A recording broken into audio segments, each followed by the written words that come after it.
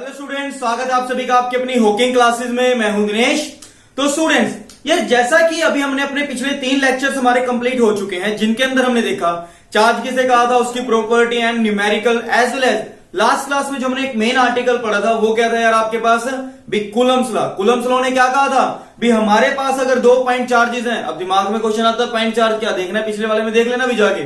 क्या था, 2 point charges के बीच में कितना फोर्स ऑफ अट्रैक्शन लगता है, कितना फोर्स ऑफ अट्रैक्शन लगता है या फोर्स ऑफ रिपल्शन लगता है, वो किसने बताया था, कूलम्स ने। तो कल की क्लास में हमने स्कूल के पर्पस पे जो 5 मार्क्स का आपसे डायरेक्ट कूलम का क्वेश्चन पूछा जा सकता है वो करवा दिया था। आज की क्लास में हम 2 मेन टर्म्स देख के चलेंगे, ये लेक्चर थोड़ा सा छोटा रखेंगे। एक टर्म यहां पे बेटा हम देखेंगे भी परमिटिविटी क्या थी, लास्ट क्लास में हमने देखा था ना, एप्सिलॉन या एप्सिलॉन नोट, ठीक है। सेकंड टर्म हम यहां पे देख के चलेंगे बेटा भी आपका जो डाइलेक्ट्रिक कांस्टेंट क्या था और उस पर बिल्कुल बेसिक से क्वेश्चन जो बनते हैं, ठीक है। और थर्ड टर्म बेटा हम देखेंगे Coulomb's law in a vector form, Coulomb's law in a vector form. And अगर बेटा आपको ये तीनों टर्म्स अच्छी तरह से क्लियर हो जाती हैं तो कल की क्लास में हम कूलम्स लॉ के ऊपर काफी अच्छे न्यूमेरिकल्स करेंगे। मतलब आने वाली नेक्स्ट 2 क्लासेस हमारी सिर्फ और सिर्फ किसके ऊपर होगी बेटा, आपके कूलम्स लॉ के न्यूमेरिकल्स के ऊपर। आई थिंक ये यहां तक क्लियर है बेटा। तो ये देखते हैं फर्स्ट ऑफ ऑल भी हमारे पास परमिटिविटी किसे कहते हैं, देन फिर डाइलेक्ट्रिक कांस्टेंट एंड लास्ट में Coulomb's law in a vector form.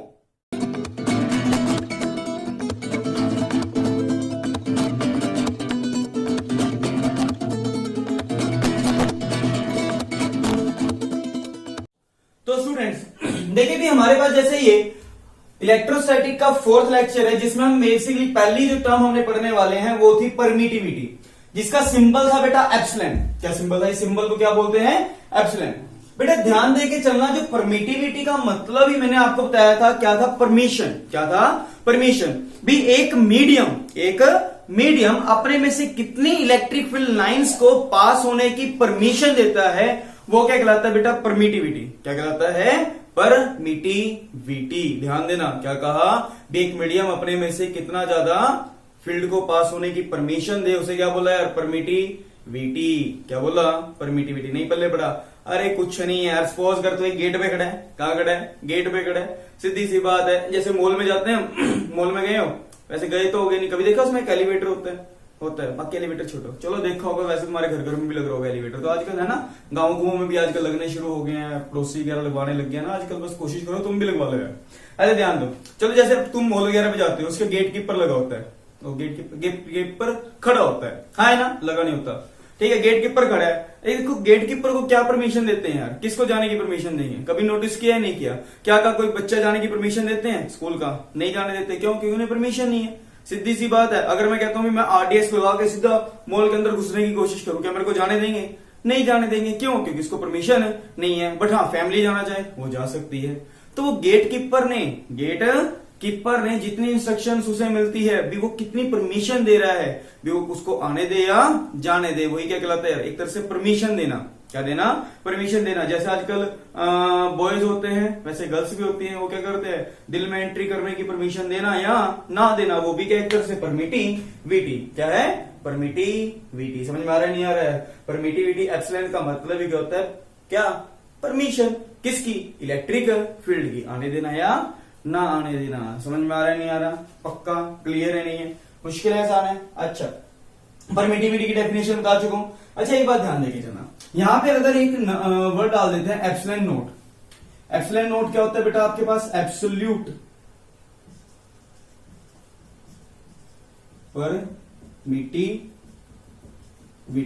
Absolute permittivity किसकी शो करती है, ये वैक्यूम की। किसकी शो करती है, वैक्यूम की। यहां तक कंफर्म है यार जो एप्सिलॉन नोट है ये किसकी परमिटिविटी को शो करता है, वैक्यूम। ये इसकी लास्ट डेफिनेशन क्या थी, वो सारी की सारी मैं वैसे करवा चुका हूं, जस्ट आर्टिकल समझा रहा हूं, जिसमें बेटा आपको मैंने लास्ट क्लास में बताया था भी, जिसमें कूलम्स लॉ ने क्या कहा था भी, आपके पास एक कांस्टेंट होता था 1/4 पाई एप्सिलॉन नोट, जिसकी वैल्यू होती थी 9 × 10⁹, जिसको हम बार बार क्या बोल के चलते हैं यहाँ पे, के बेसिकली, जिसकी यूनिट क्या होती थी, याद है, F = K Q1 Q2 by R square.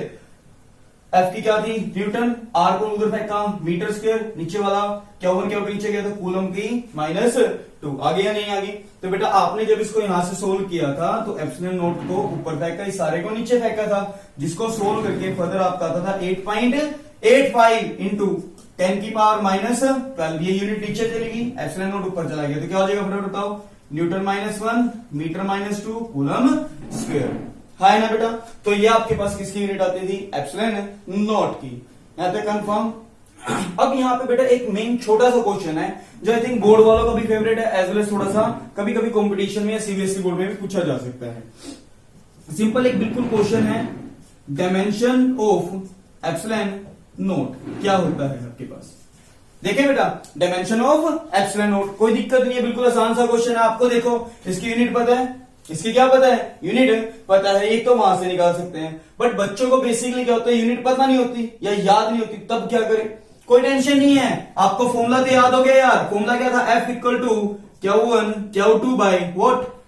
Q1 Q2 by 4 pi epsilon not are square. ये था या नहीं था बेटा? आप यहां से एप्सिलॉन नॉट को ऊपर फेंक लो, बस इतना काम करना है आपको। Q1 Q2 by 4 pi F into r square. यहां तक कंफर्म। अब मेन रहेगा इसका डायमेंशन फॉर्मूला निकालना। चाहे तो यूनिट निकाल लो, फिर डायमेंशन फॉर्मूला निकाल लो, कोई मर्जी मेथड लगा सकते हैं। देखिए बेटा, Q1 Q2 क्या है? यहाँ पे चार्ज। क्या है? चार्ज। बट आपको याद हो बेटा, हमारे पास 7 फंडामेंटल क्वांटिटी थी जिसमें करंट था। क्या था? करंट था, बट चार्ज नहीं था।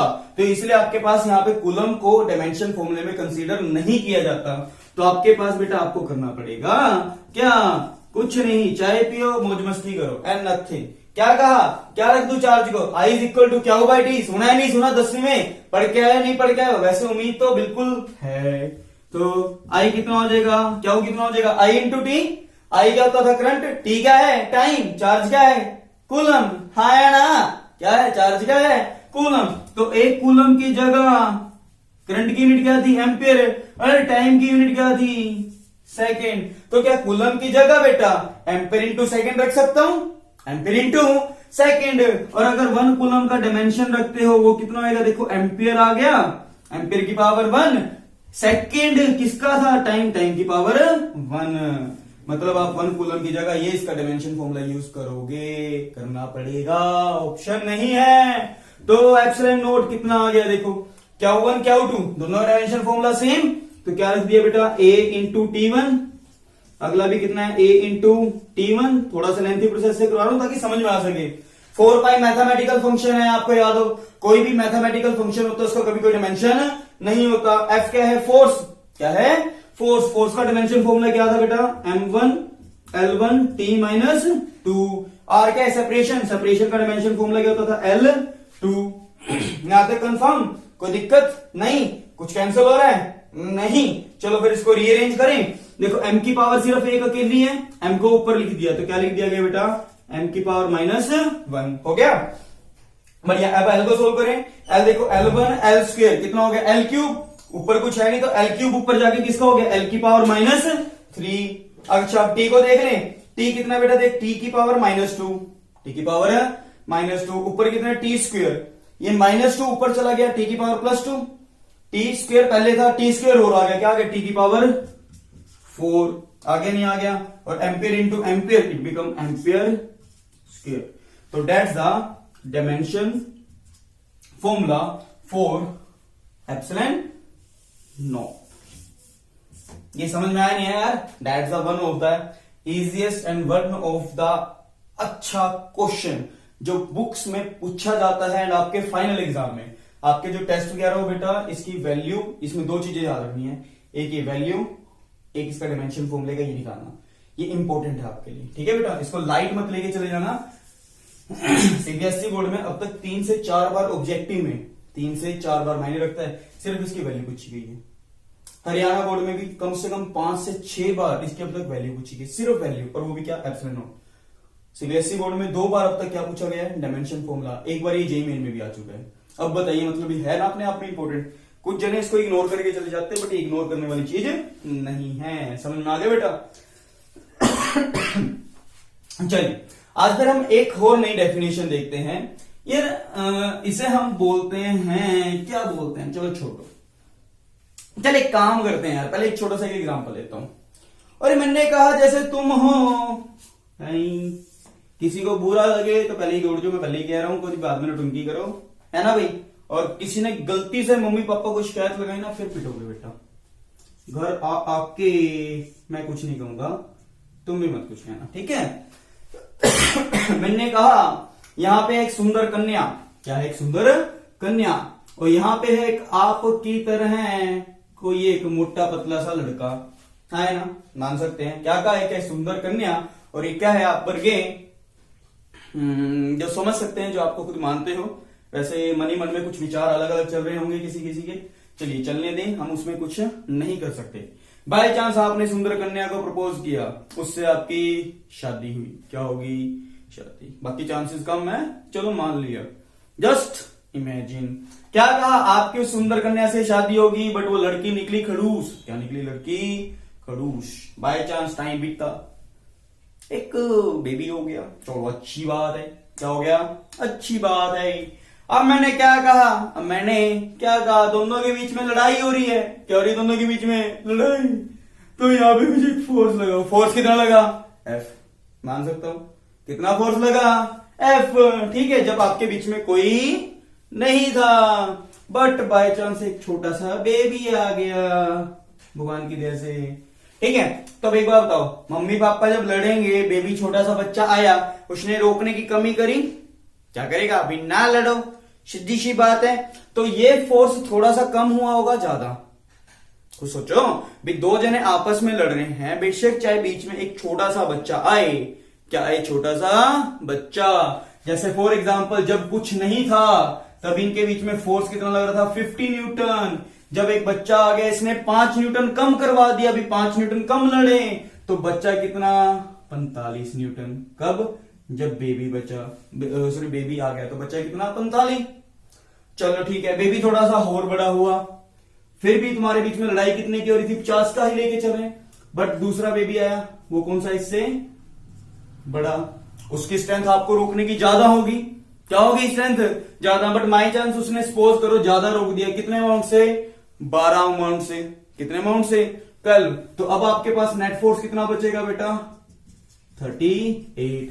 हॉट फोर्स कम हो गया, मानते हैं नहीं मानते, कंफर्म है नहीं है यार। अच्छा चलो, इसने कहा छोड़ा, और बड़ा बंदा ले आते हैं, कितना, थोड़ा और बड़ा बंदा। इस वाले ने कितना लगाया, 38 न्यूटन लग रहा है इसके होते हुए।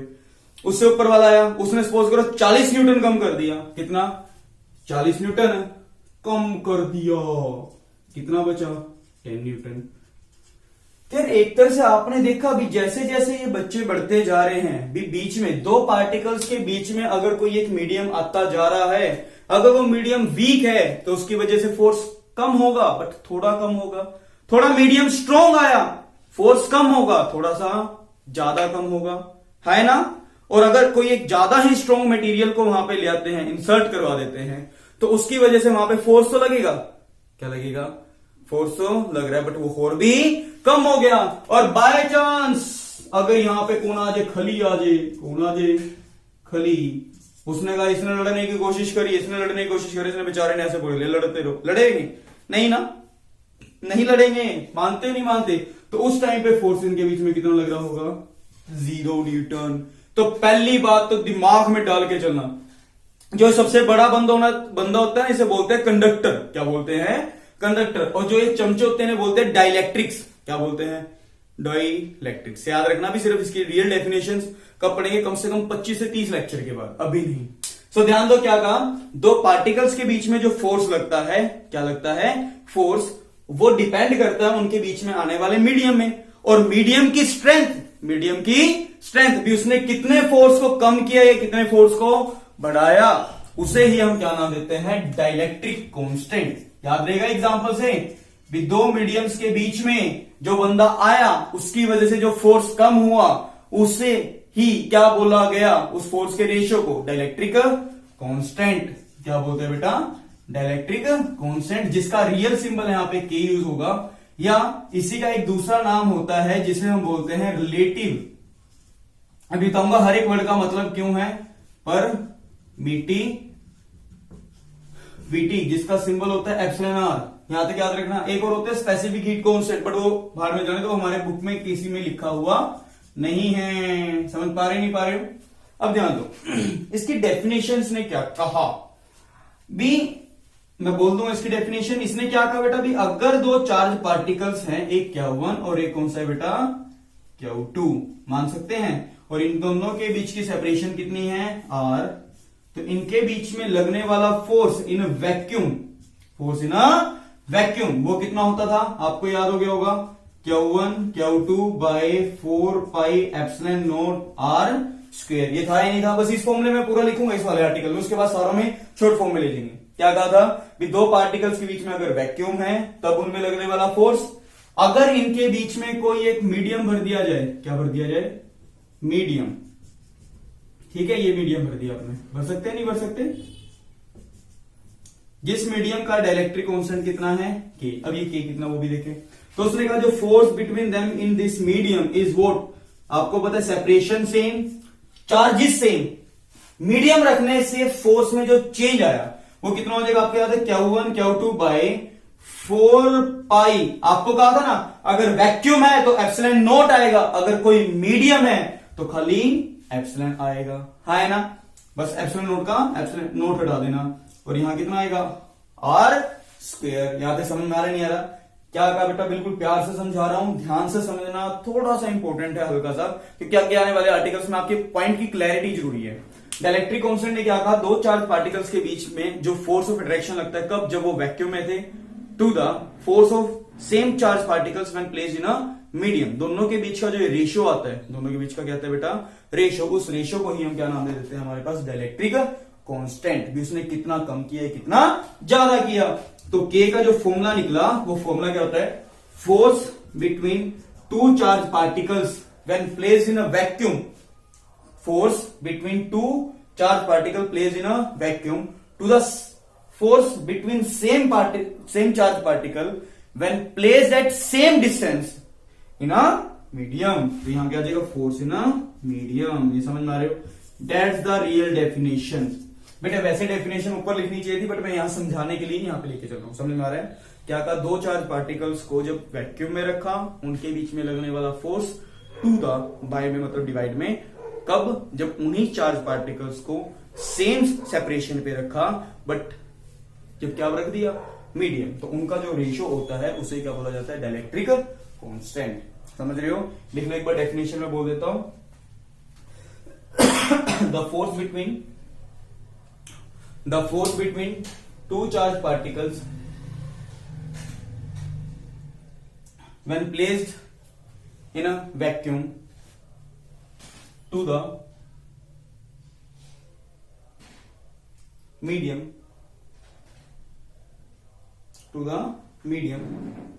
when charges of same magnitude when same charges are placed at same distances, लिख लो, when same charges placed at same distance। यहां तक क्लियर है।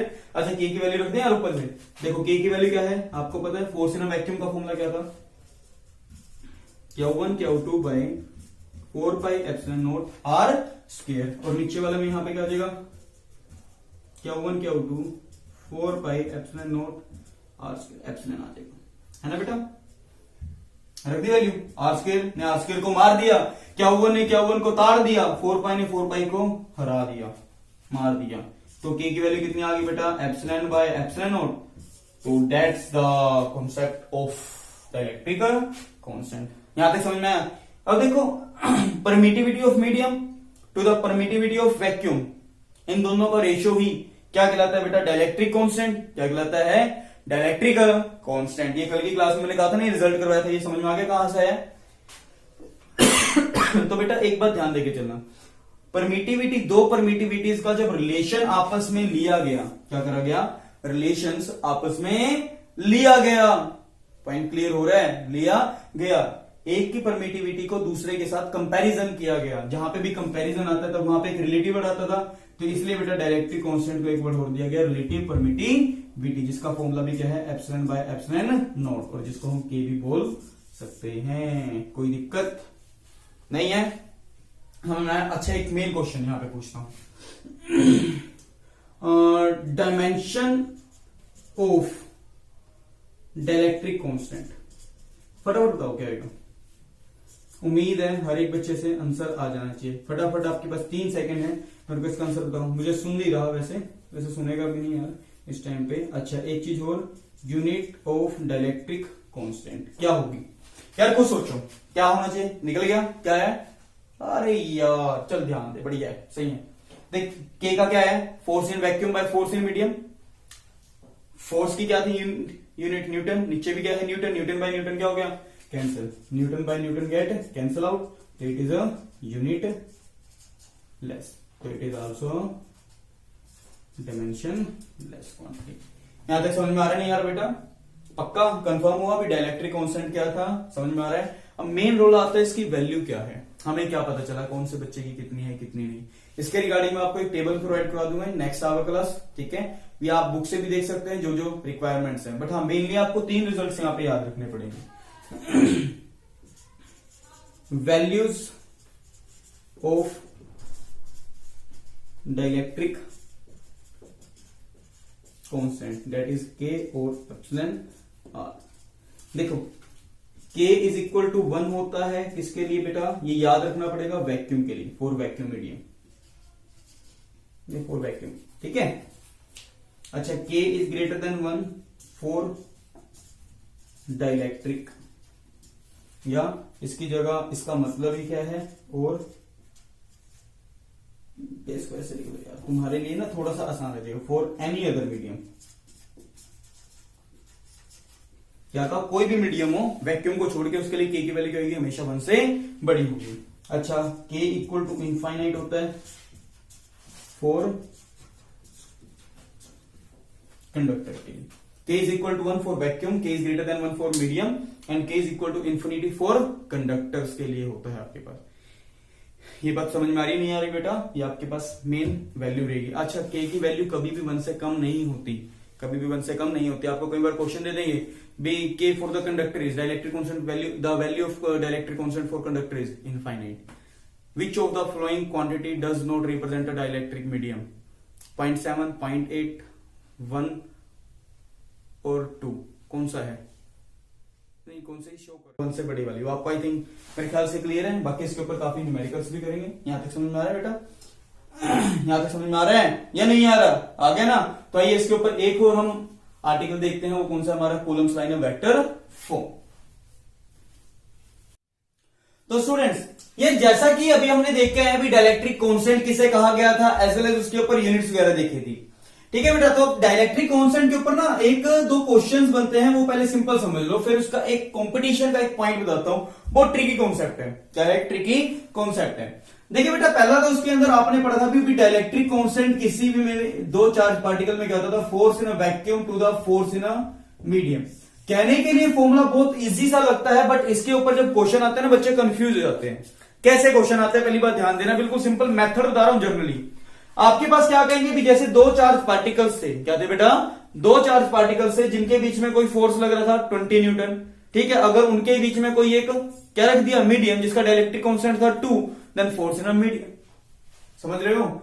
When 2 charged particles are placed at a separation, then force acting between them, force acting between them मतलब medium की बात ही नहीं की, कितना दे रखा था 20 Newton. If and after that and if a medium of dielectric constant 2 is placed in between them, then find the new force between them, find the force।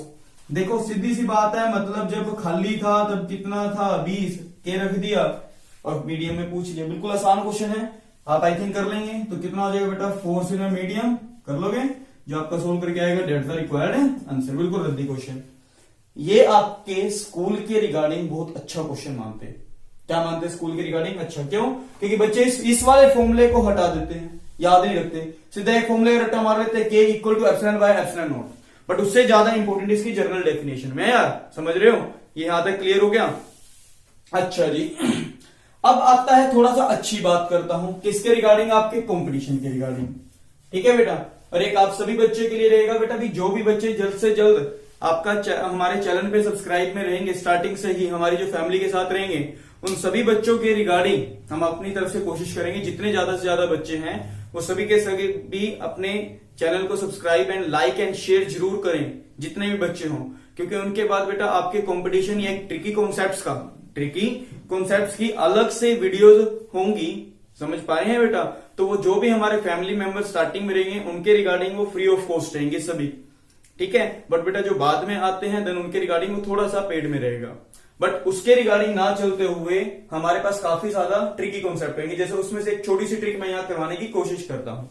ठीक है बेटा, थोड़ा सा अच्छे लेवल की है, देखा जाए बेसिक में भी रख सकते हैं, JEE Main as well as कुछ कॉन्सेप्ट कहते हैं ना आईआईटी का हार्ड ट्रिक नहीं, इजी ट्रिक्स में आईआईटी के कंसीडर हो सकते हैं, बट जेई मेन की अच्छी ट्रिक्स में। जैसे फर्स्ट आपके पास एक ट्रिक मैं यहां करवाने की कोशिश करता हूं। देखिए जैसे अभी आपको कहा है डायरेक्ट्रिक कांस्टेंट में क्या कहा, अभी अगर दो चार्ज पार्टिकल्स हैं, एक जिसकी स्ट्रेंथ कितनी है Q1, दूसरा चार्ज पार्टिकल है जिसकी स्ट्रेंथ कितनी है Q2, इनके बीच की सेपरेशन कितनी थी R, ये यहां तक क्लियर है ना। तो आपके पास बेटा यहाँ पे क्या था, इनके बीच में फोर्स का फॉर्मूला था K Q1 Q2 by R square, ये Q1 Q2 by 4 pi epsilon naught R square। अब मैं हर जगह Q1 Q2 1 by 4 pi epsilon naught को K लेके चलूंगा, सीधी सी बात है, बात खत्म मेरे लिए।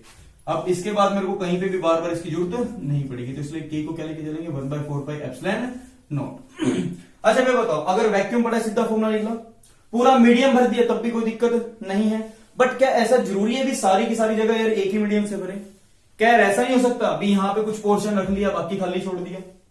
पॉसिबल है नहीं है, तो कोई दिक्कत नहीं। सारे क्वेश्चनों के लिए एक सीधी सी बात, जो आपका आर है आर को रिप्लेस कर देंगे किससे, R D, where RD is known as what, dielectric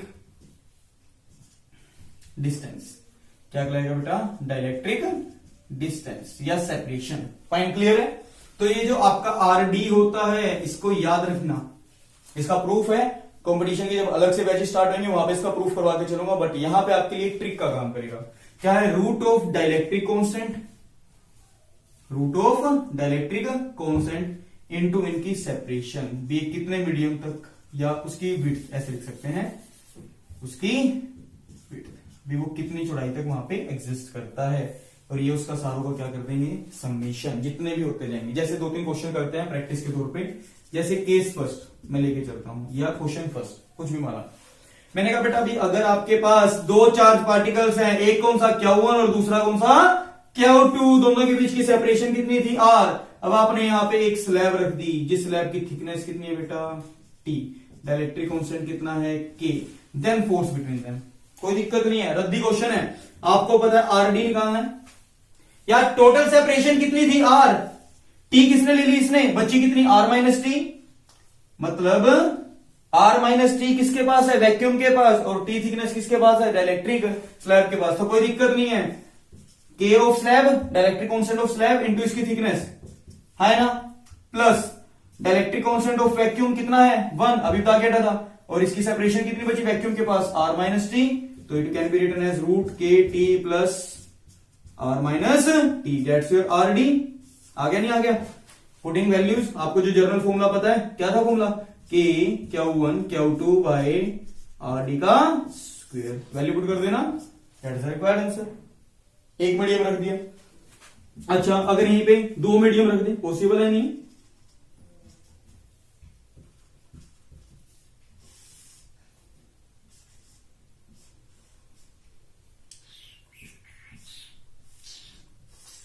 रख सकते हैं नहीं रख सकते? समझ पा रहे हो नहीं पा रहे हो? सच दैट आपको ये कहते भी इसकी थिकनेस कितनी है बेटा T1, इस वाले का ये वाला डिस्टेंस कंसीडर होता है बेटा, ये वाला हमेशा, ठीक है, लाइन जॉइनिंग पे ये डिस्टेंस कितना है T2, टोटल सेपरेशन कितनी थी R, देन इनके बीच में फोर्स कितना होगा। कोई दिक्कत नहीं है, आपको RD निकालना है बस। RD का मतलब क्या, देखो पहले वाले का है डाइलेक्ट्रिक कांस्टेंट K1, दूसरे वाले का कितना दे रखा है K2, तो ये कितना हो जाएगा K1 इंटू इसकी थिकनेस कितनी है T1, प्लस इस वाले का K2 इंटू इसकी थिकनेस कितनी थी T2, प्लस वैक्यूम का कितना है 1 इंटू, अब वैक्यूम की जगह कितनी बची, टोटल कितनी थी देख R, T1 इसने ले ली, T2 इसने ले ली, बची कितनी R minus T1 plus T2, सीधी सी बात है, तो कितना हो जाएगा R minus T1 plus T2। ये यहां तक समझ में आया, दैट्स योर RD। अगेन ये फॉर्मूला है, वैल्यू पुट करी, सीधा आंसर आ गया नहीं आ गया? पक्का समझ में भी आ रहा है नहीं आ रहा? मुश्किल नहीं लग रहा? बिल्कुल आसान क्वेश्चन है। अच्छा लास्ट केस और पूछते हैं, दो चार्ज पार्टिकल्स कितने बेटा Q1 and Q2, separation between them कितनी थी इनके बीच में R। अच्छा अगर आपको ये कहते हैं ऐसे कुछ रख दिया,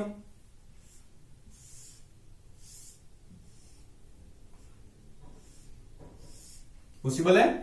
आपको कह दिया अभी लेट इसकी जो ये परपेंडिकुलर डिस्टेंस है कितना है T1, ये वाला कितना है T2, इसकी डाइलेक्ट्रिक कांस्टेंट K1, ये कितना है K2 देन RD निकल सकते हैं, फटाफट बताओ यार। K1 T1 plus root K2 T2 फॉर्मूले में रखा, दैट्स द रिक्वायर्ड आंसर। ये समझ में आ रहा है बेटा, ये नहीं आ रहा? ये एक आपके लिए एक छोटी सी ट्रिक थी, किसकी? RD की। ठीक है, ये आपकी बुक्स में क्वेश्चन दे रखे होंगे, आपकी जो हॉट प्रॉब्लम्स होती हैं वहां पे जाके आप इसको कॉन्सेप्ट को देख सकते हैं, उससे कोई दिक्कत नहीं आएगी। यहाँ तक समझ में आ रहा है बेटा सभी को? तो कूलम्स लॉ का वेक्टर फॉर्म उसको नेक्स्ट लेक्चर में देखेंगे, और उसके ऊपर न्यूमेरिकल्स भी, क्योंकि आपको ये कॉन्सेप्ट करवा दिया गया है। सो समझ में आ गया होगा सभी को? इसको अच्छी तरह से समझ लेना और इसको लिख लेना, ठीक है बेटा?